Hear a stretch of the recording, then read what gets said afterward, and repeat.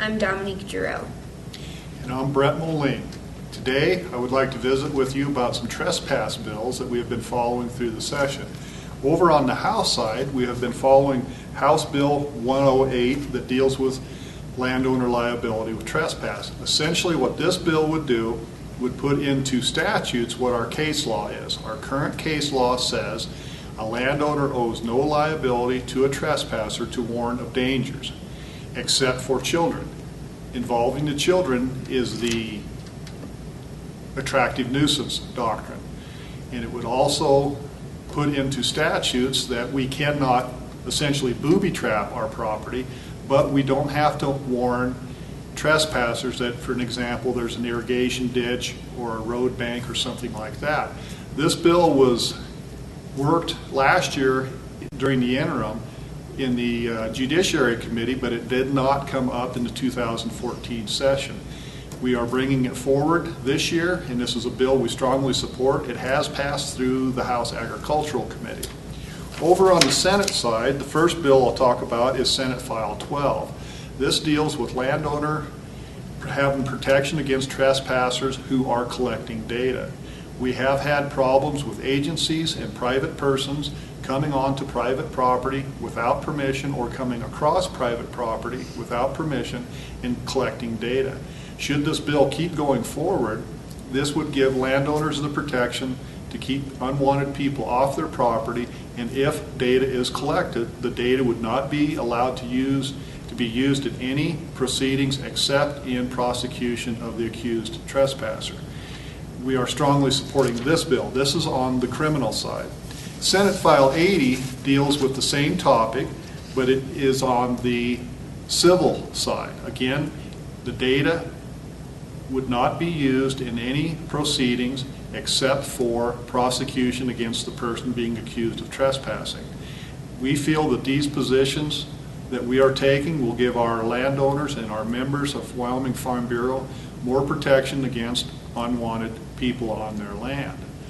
We are supporting all three of these bills. They are all three going forward, and we're excited that we can hopefully get these through to the governor's desk and have signature on them by the end of the session. With that, I'll turn it over to Dominique. Thanks, Brett. I'm going to talk to you about telecommunications for a little bit today. It's been a hot topic lately at the federal and state levels, with new technology emerging and FCC rules constantly changing. The current Wyoming Telecommunication Act is set to sunset in July of this year. Farm Bureau has been closely watching this, attending joint committee meetings and partnering with local telecom carriers and other companies to compromise on a bill that everyone would be comfortable with. The current act includes two imperative pieces that directly affect our rural members: the Universal Service Fund and the Carrier of Last Resort. Universal service is the principle that all Americans should have access to communications services.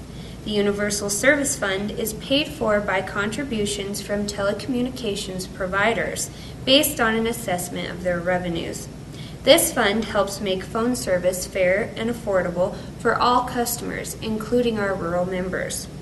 The Carrier of Last Resort is a telecommunications carrier that commits to or is required by law to provide service to any customer in a service area that requests it, even if serving that customer would not be economically viable. Senate File 43 is a bill that would revise the current Wyoming Telecommunications Act and change the sunset date from July of 2015 to July of 2019. This would allow time to see what changes might take place at the federal level and maybe give some more certainty as to where telecom is headed in the future before we decide to rewrite our state law. Farm Bureau is in support of this. Senate File 140 is an alternative bill to Senate File 43 and was discussed in the Corporations Committee today. This bill does away with the Wyoming Universal Service Fund, which would cause many problems for our members living in rural areas. It could possibly cause their phone bills to increase dramatically. We are strongly opposed to this bill. Both will be up for discussion next week, and I'll update you again next Friday as to where we're at on that.